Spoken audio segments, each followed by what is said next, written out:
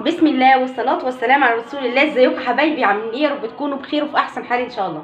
كل سنة وحضراتكم طيبين، بداية شهر جديد بأمرك انت يا رب، كله خير وكله هنا وسعد ان شاء الله وراحة بال يا رب، اللهم امين. ربنا يرزقنا جميعا من واسع فضله وكرمه يا رب، اللهم امين. انا جبت النهارده مشتريات الشهر، الاساسيات بتاع الشهر، مش الرفاهيات خالص. ايه مشتريات الشهر الاساسيه اللي انا كل شهر لازم تكون عندي؟ هقول لحضراتكم دلوقتي، واللي بتبقى موجوده في منها حاجات متبقيه عندي من شهر او شهرين فاتوا. اساسي اساسي اساسي لازم يكون في البيت. وطبعا السمنه حبايبي، هي دي طبعا. بسم الله الرحمن الرحيم، اللهم صل وسلم عليك يا رسول الله. دي سمنه كريستال ال5 كيلو. السمنه دي يا جماعه، هي عايزه اقول لحضراتكم دي احسن الوحشين. خلينا كده بالمختصر، يعني المختصر المفيد، دي احسن الوحشين. ليه يا ام يوسف؟ يعني دي اجود انواع السمنه اللي انا استخدمتها لحد دلوقتي. بسم الله الرحمن الرحيم. اهي دي 5 كيلو. كام دي يا ام يوسف؟ كنت جايباها ب 465 جنيه. لسه ربنا هديها ولسه سعرها ما زادش، ويا رب ما تزيد يا رب، لان هي اصلا سمن نباتي يا جماعه. انا بعمل ايه؟ انا باخد منها وبحولها من نباتي لبلدي. بتعمليها ازاي يا ام يوسف؟ نزلت الفيديو لحضراتكم على اللهم صل عليك حبيبي رسول الله على اليوتيوب. خشي كده شقلبي في القناه ودوري فيها، هتلاقي في حاجات حلوه ان شاء الله كتير تعجبك وهتفيدك ان شاء الله بامر الله. حلوه قوي السمنه دي، حلوه حلوه حلوه، عايزه اقول لكم تحفه ما شاء الله تبارك الرحمن. بخبز منها كمان كل مخبوزات العيد، وبعمل منها الفطير، وبعمل منها القرص وكل حاجه حلوه. اللي هي ايه؟ اللي انا بحولها من نباتي لبلدي. باخد من دي لكل كوبايه سمنه باخد عليها كوبايه لبن. خش شوف الفيديو هيعجبك جدا. فخلاص جبنا علبه السمنه دي بقى بتقعد معانا حبه حلوين، يعني ربنا يبارك فيها وايه ويرزقنا جميعا من واسع فضله وكرمه. تعالي بقى نركني كده على جنب. بسم الله الرحمن الرحيم. ادي كده دي اول معانا مشتريات. دي اللي بتقعد معانا حبه حلوين. دي مش كل شهر بنجيبها طبعا، لان دي فيها كميه سمنه حلوه. خلاص تعالوا بقى شوفوا حاجات. سكر. انا جبت السكر يا جماعه النهارده. جبت كميه السكر دي ليه يا ام يوسف؟ انا كان معايا كنت شايله كام قرش كده على جنب غير فلوس الحصاله خالص. ابعدي عن فلوس الحصاله خالص. ام يوسف بتقول لك اهو مالكيش دعوه بالحصاله. كان معايا قرشين كده على جنب. كنت راكناهم، قلت لما ازود اجيب فوق حاجات البيت كام كيس سكر عشان اشيلهم لرمضان. رمضان يا جماعه بيحب السكر والزيت جدا. اكتر حاجه بنستخدمها في رمضان الزيت والسكر. السكر للحلويات والعصير، والزيت طبعا للمقرمشات، اللي هي يعني الحاجات المقبلات يعني بتتحط يعني، والحلويات، القطايف، الكنافه، لا كنافه لا، القطايف وبلح الشام والسمبوسه والجلاش، كل الحاجات الحلوه دي. خلاص فانا بستخدم صراحه، انا كعن نفسي ام يوسف بستخدم في رمضان زيت وسكر كتير. فانا جبت طبعا حاجه البيت. تمام. انا لسه ما جبتش التومين على فكره. ده سكر انا جايباه كده عادي من السوق. خلاص لسه ما جبتش التومين. خلاص حبايبي، التومين هنجيبه امتى؟ اما نخش كده على ربع الشهر ان شاء الله، كان لينا عمر. على ربع الشهر كده نجيب التومين. ولو في فرق عيش ولا حاجه بجيب بيه برضو ازازه زيت اشيلها لرمضان. ربنا يكرمني ان شاء الله. الايام الجايه اعمل لكم فيديو حلو تاني لباقي خزين رمضان، هوريكم انا شلت ايه جديد. طبعا انتوا شفتوا الكرتونه اللي عملتها من كام شهر، يعني من حوالي شهرين باين، مش فاكره بالظبط. عملت كرتونه حلوه وريتكم انا بشيل فيها، بجيب من فرق التومين وبشيل صراحه. غير فرق التومين انا بجيب كده برضو وبشيل. ليه؟ لان الحاجات كل يوم في الزياده. عايزه اقول لحضراتكم من حوالي اسبوعين، اللهم صل وسلم عليك يا رسول الله، صلوا على سيدنا النبي وحطوا لي لايك حلو من ايديكم. من كام اسبوع كنت شايفه السكر ب 30 جنيه. تبارك الرحمن النهارده سبحان الله فجأة كده، فجأة الحمد لله يا رب. لقيتيه بكام يا ام يوسف؟ جبته ب 23 جنيه. جبت من هنا 3 اهو، كانت منفشه للباقي ال3 دول، واعطاني من دول كمان 2 اهو. كان 3 من هنا و2 من هنا اهو. على فكره في التومين فيه من النوع ده. خلاص فهو برضو الراجل اللي انا بجيب من عنده بيبيع من ده وبيبيع ده، وحتى عنده زيت من التومين والله بيبيعه كمان، بس بيبيعوا زيه زي التومين على فكره. بس انا طبعا ما بشتريش زيت تومين من السوق خالص، لان انا باخد طبعا 3 ازايز زي ما قلت لحضراتكم بيكفوني ولله الحمد. وباخد طبعا ازازه الفرق بتاع العيش بشيلها لرمضان. خلاص ازازه فاتحه. اوعي تشيلي دلوقتي زيت بتاع تومين لرمضان. اسمعي كلام ام يوسف عشان ما تندميش وترجعي تقولي يا ريتني. هتشيلي على قد ما تقدري ازازه ولا 2 ولا 3، هتلاقي طعمها غير وريحتها وحشه. بصي الريحه بتزرنخ كده والطعم بتكمكم كده. فمش هتعجبك خالص. فافضل ان انا اشيل قبل رمضان ب4 اشهر الزيت بتاع التومين، او ب3 اشهر مش اكتر من كده. لكن قبل كده معاكي يا ستي رز، سكر، مكرونه، اللي انت عايزاه شيليه. خلاص. جبت بكام كيس السكر؟ جبت الكيس ب 23 جنيه. خلاص حبايبي، هنشيل منه كام كيس لرمضان. خلاص حبايبي، والباقي هستخدمه للبيت. يعني انا ممكن اخد كيسين لرمضان، اخد واحد من دول على واحد من ده، عشان ده شويه ناعم شويه عن ده. خلاص. فاخد واحد من ده على واحد من ده، واشيل كيسين لرمضان على اللي انا شايلاهم طبعا.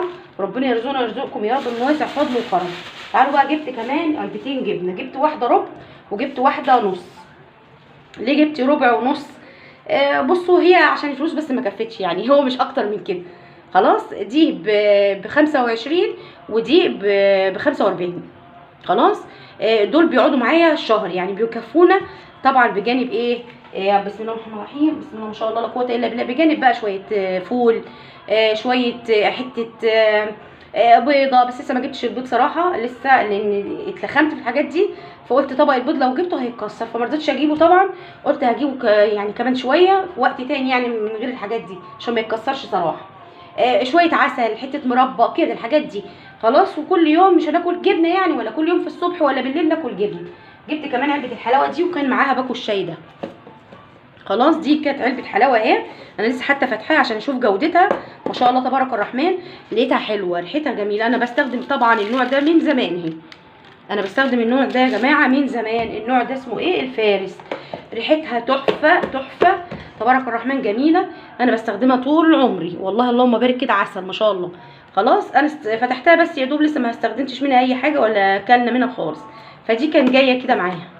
كان جاي كده معاها بكام دي؟ ب120 جنيه. 120 لا، ب140 جنيه، عشان انا نسيت صراحه، عشان كميه الحاجات دي ب140 جنيه. هو بيقول لي كيلو، بس انا ما اعتقدش ان هي كيلو يعني. هي ممكن تكون كيلو الا، بس هي مش كيلو يعني، مش كيلو صافي. خلاص. معاها باكو الشاي اللي ما نعرفش اسمه ده، اسمه ربيع. مش عارفه بقى يا ربيع انت ايه. انا جبته قبل كده، بس انا صراحه ما استخدمتوش كده. انا استخدمته تاني، خلطته مع شاي تاني، يعني شاي العروسه من اجود انواع الشاي اللي انا بحبها. انا بحب شاي العروسه، فبخلط ده معاهم. خلاص. مش هيخسر يعني، كله حلو وخير وبركه. خلاص. تعالوا. الجو حر، فانا ايه عايزه اقول لحضراتكم، انا من الناس اللي لما بحرر بحس ان انا خلاص عندي الجيوب اللي فيها بعافيه يعني، الحمد لله. جبت كمان كيلو فول.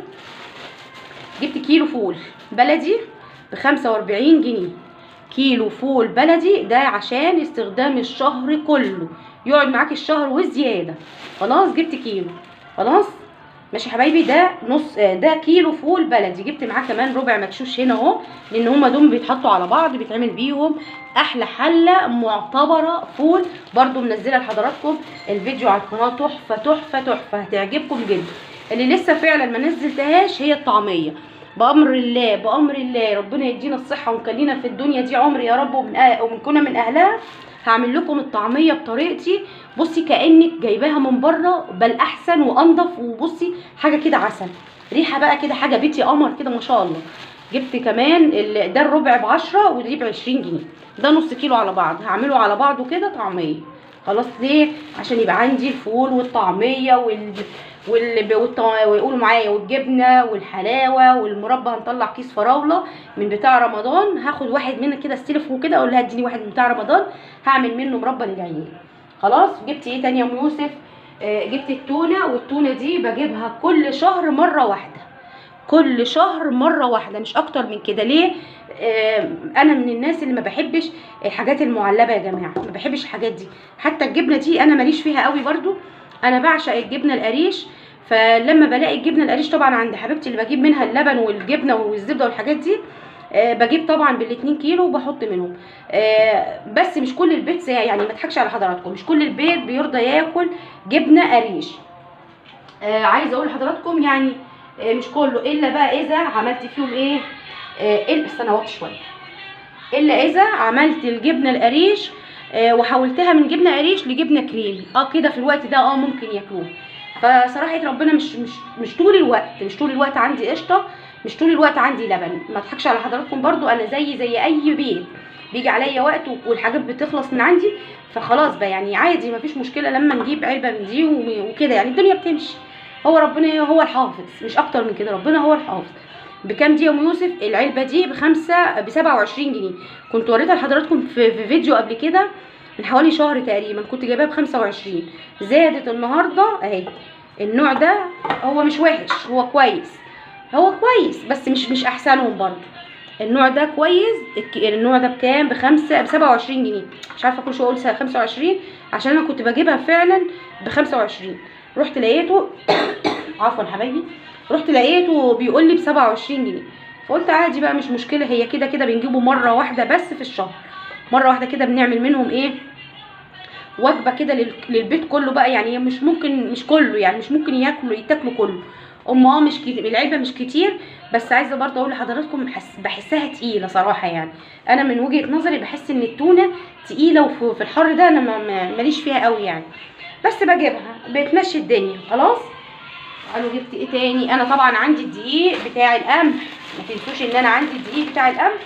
فمش كل مره هطلع اقول لكم انا جبت ايه الشهر ده وزقه معايا كده ايه الدقيق، لا، علشان يبقى فيه مصداقيه. انا بقول لحضراتكم انا عندي الدقيق بتاع القمح، الدقيق بتاع القمح اللي انا كنت طحناه مع حضراتكم، بستخدم منه، حاطاه في درج التلاجة، عامله له كده جنب حاجه رمضان، وبستخدم منه.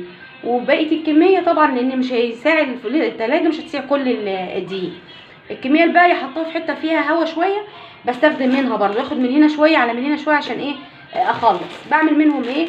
بعمل منهم العيش، وبعمل منهم القرص، وبعمل منهم بعمل منهم كل حاجه. بس العيال مش بتحب تاكل منها الكيكه زي ما قلت لحضراتكم في الفيديوهات اللي قبل كده.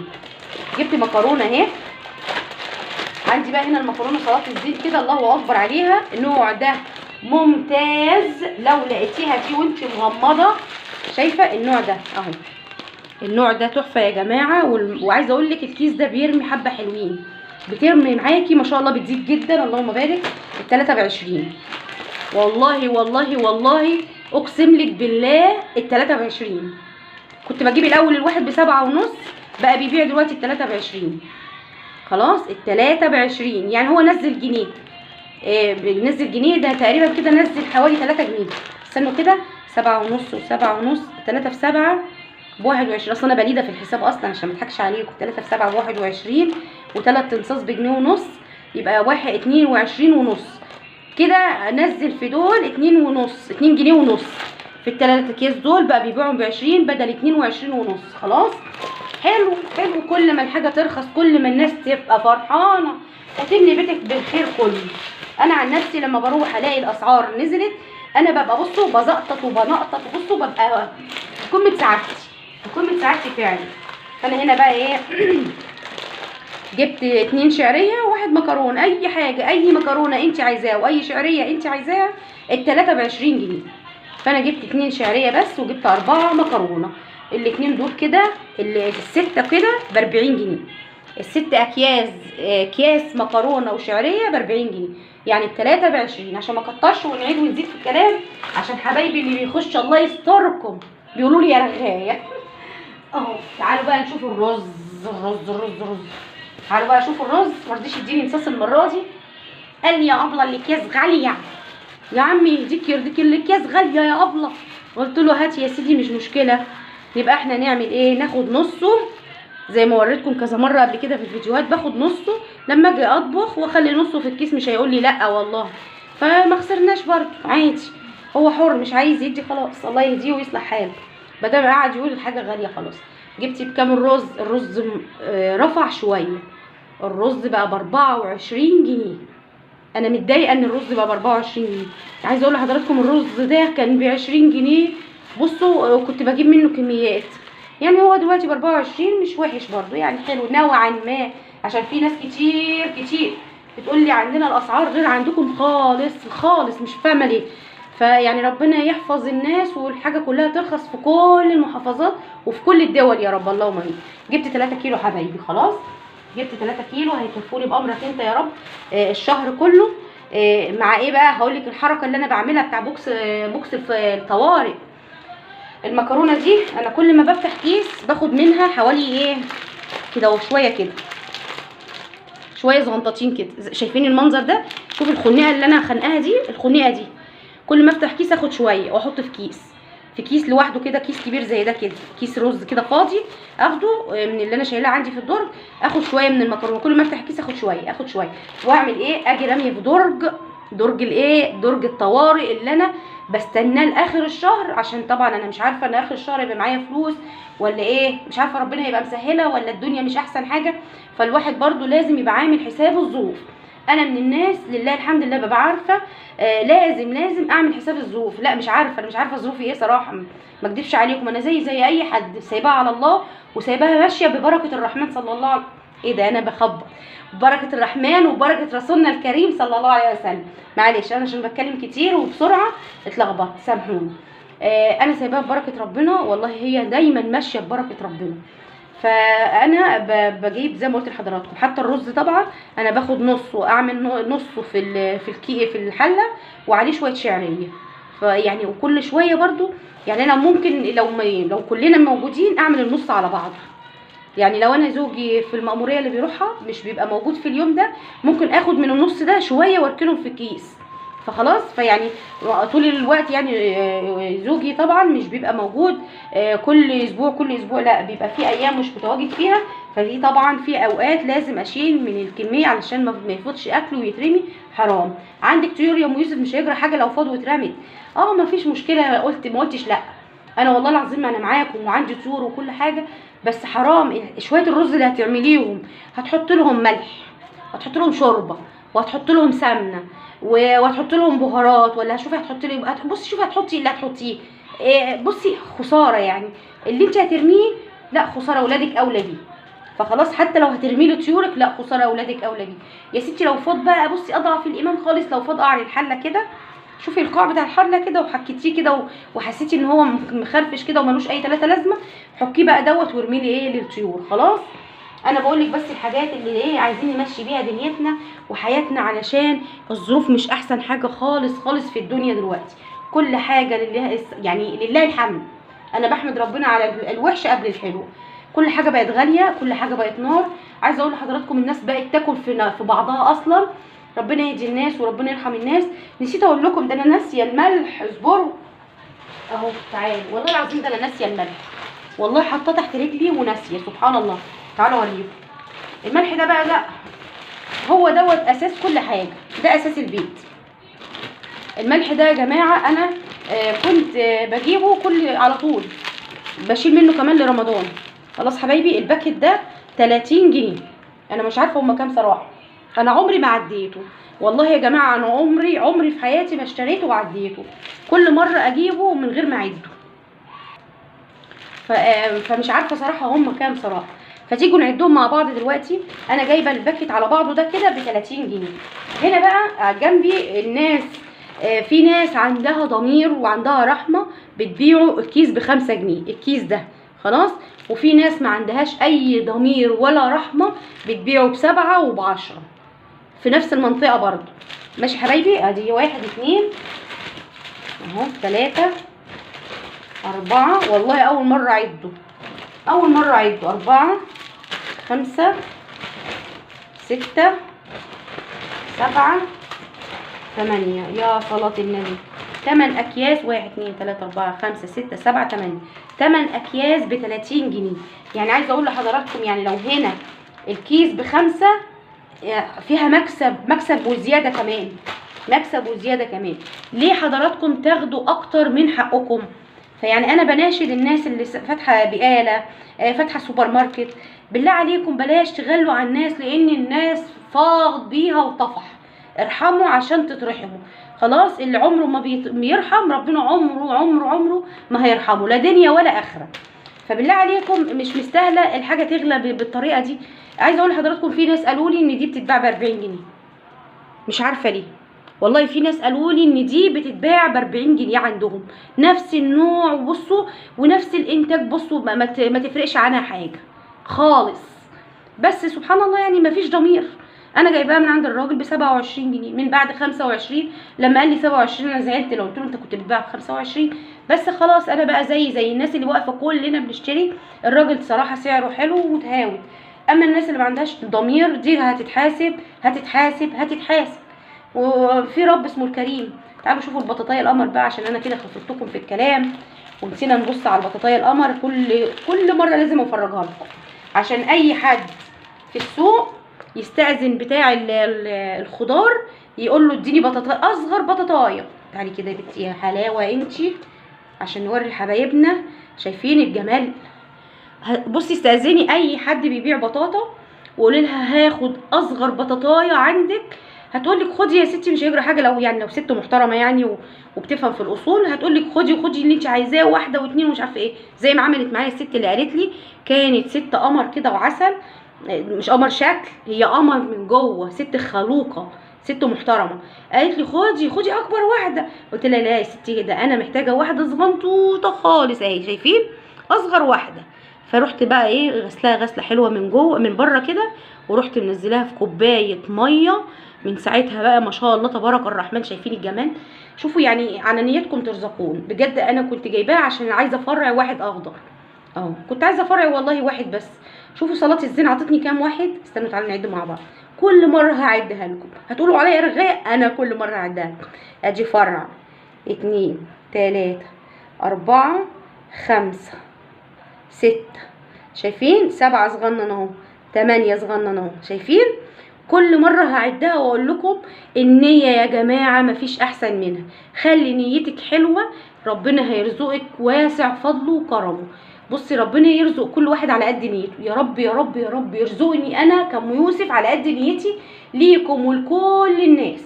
يا رب لو نيتي خير يبقى ليكم كلكم كل الخير، لو نيتي وحشه لاي حد يا رب ربنا هو اللي عارف وعالم يديني يا رب على قد نيتي. فانا بقى كان نفسي صراحه في الفروع الخضراء دي في صلاه النبي. شايفين الجمال؟ حتى كنت في الفيديو تقريبا اللي فات او اللي قبله مش فاكره هيبقى الفيديو انه كنت جوزي لما كان بيقلم الشجره خدت منه فرعين خضر، وكنت واقعه حاطه واحد هنا وواحد هنا، كانوا عاجباني بس لقيتهم بقى دبلوا مش احسن حاجه، رحت قلت لهم بقى خلاص، رحت رميتهم. فخليت الخضار بتاعي القمر الطبيعي ده خلقه رباني في شويه ميه بس. كل يوم لازم لو عملتي زي كده كل يوم كوب الميه دي وحطي ميه نظيفه خلاص. كل يوم لازم كده، انا بعمل كده كل يوم اول ما اصحى كانها عطشانه انا اشرب كوبايه ميه واجي عطشانه هي كوبايه الميه بتاعتها. شايفين؟ بعد كده هيبقى اللون ده مش اللون بقى، الفروع دي هتتخن شويه وبعد كده هتنزل معاكي كده.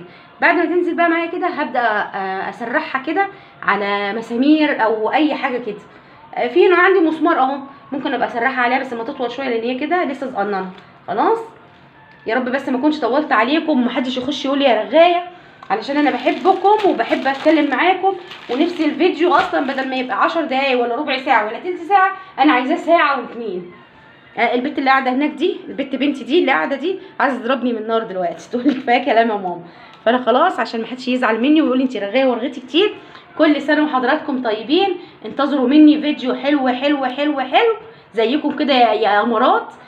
لرمضان ان شاء الله هنعمل فيديو نار لرمضان. بطلي نفخي يا بسبوستي، بتقولي زهقت يا ماما من كتر الكلام. هنعمل فيديو حلو لرمضان بس لما نجيب التومين ونشوف جاي لنا ايه في العيش. يا رب ما يقطع التومين، يا رب يا رب ما تقطع التومين، يا رب يا رب اللهم امين. كل سنه وانتم طيبين. ما تنسوش تحطوا لايك حلو من ايديكم وتصلوا على سيدنا النبي. ارفعوا لي الفيديو بالصلاه على الحبيب صلى الله عليه وسلم. يا رب يكبر خاطركم ويصلح حالكم ويوسع رزقكم يا رب اللهم امين. مع الف سلامه.